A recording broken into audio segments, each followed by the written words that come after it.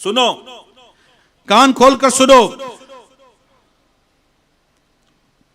ایک مرتبہ راوی کہتے کہ ایک مرتبہ مجھے یہ سعادت ملی کہ میں رسول اکرم صلی اللہ تعالی علیہ وسلم کے ساتھ کہیں جا رہا تھا. چلنے کا انداز ایسا رحمت و شفقت بھرا تھا کہ آپ صلی اللہ علیہ وسلم نے میرے ہاتھ اپنے مبارک ہاتھوں میں تھاما ہوا تھا. یوں لطف و رحمت کے سائے میں جا رہا تھا کہ اس دوران سامنے دو قبریں دیکھی. رسول پاک صلی اللہ علیہ وسلم نے ان قبروں کو دیکھ کر فرمایا ان دونوں کو عذاب ہو رہا ہے، اور کسی ایسے گناہ کے سبب عذاب نہیں ہو رہا جس سے بچنا بہت مشکل ہو. پھر آپ صلی اللہ علیہ وسلم فرمایا کون ہے جو مجھے ایک ٹہنی لا کر دے. ایک شخص جلدی سے گیا اور ٹہنی لے کر آیا.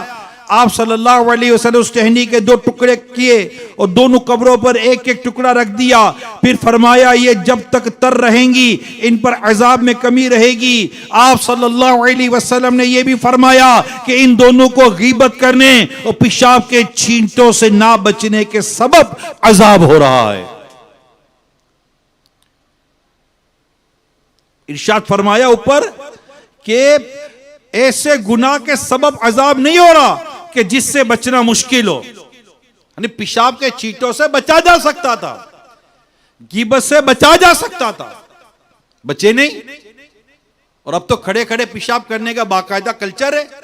ایئرپورٹوں پہ جائیں، مختلف جگہ پر جائیں، کھڑے کھڑے پیشاب کرنے کا انداز ہے.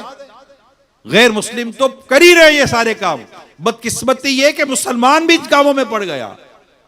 سڑکوں پر دیواروں کے ساتھ نہ جانے کہاں کہاں بیٹھ کر کھڑے ہو کر پیشاب کرنے لگ جاتے. اللہ پاک رحم فرمائے. انتہائی گندی بے شرمی والی یہ حرکتیں ہیں. اور پھر اس میں کپڑے ناپاک ہونے کا، بدن ناپاک ہونے کا، پاؤں ناپاک ہونے کا، پتہ نہیں کتنے اندیشے اور کتنی چیزیں موجود ہیں چل رہی ہیں. تو پیشاب کے چھینٹوں سے بچنا انتہائی ضروری ہے. کہ ایسی کئی روایات ملیں گی آپ کو کہ جن میں عذاب قبر کی وجہ پیشاب کے چھینٹوں سے نہ بچنا ہے. تو اگر خدا نہ خواستہ دیکھنے سننے والوں میں، خواہ وہ بند کمرے میں، باتھ روم میں، اپنے زبردست مہنگے ترین ٹوائلٹ کے اندر جا کر بھی اگر وہ اس طرح گندگی سے نہیں بچتا، چھینٹوں سے نہیں بچتا، ناپاکی سے نہیں بچتا، شعور بھی تو نہیں ہوتا، کب پاؤں پر، پنجوں پر، کہاں کہاں بعضوں کا چھینٹے لگ جاتے ہیں، کپڑوں پر چھینٹے لگ جاتے ہیں، نہیں اندازہ ہوتا. پاکی ناپاکی کی سوچ بھی تو ہو، طہارت کی سوچ بھی تو ہو. ایسے تھوڑی تقوی اور پرہیزگاری نصیب ہوتی ہے. بندہ پاکی اور ناپاکی کی سوچ ہی نہ رکھے،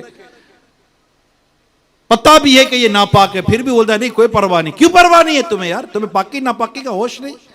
اسلام و دین میں صفائی کے درس کا پتہ نہیں، سنت تنظیف کا پتہ نہیں، اللہ اور اس کے رسول کے احکام کا پتہ نہیں، حرام اور حلال کا علم نہیں، طہارت کا کوئی اندازہ نہیں ہے.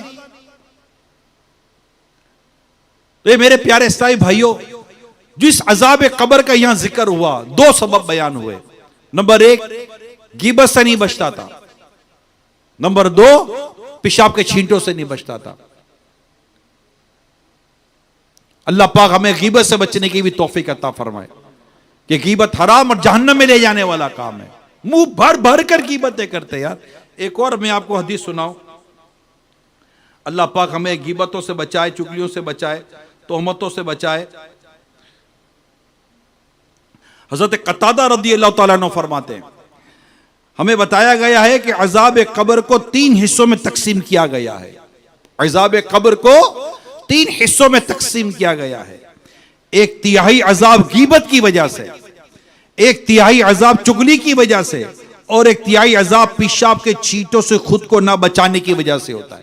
ایک اور میں نے آپ کے سامنے روایت بیان کی ہے، اس میں پیشاب کے چھینٹوں کا ذکر ہے، بلکہ اس میں چغلی کا بھی ذکر ہے، غیبت کا بھی ذکر ہے.